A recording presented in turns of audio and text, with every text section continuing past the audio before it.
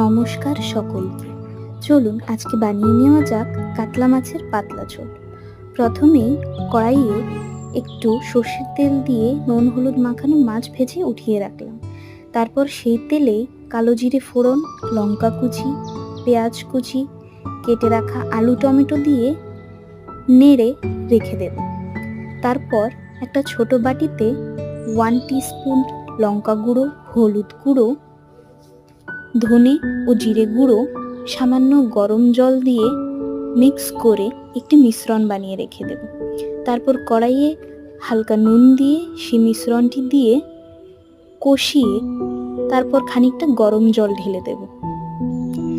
এবার ফুটে উঠলে শেষে মাছগুলো দিয়ে দেব।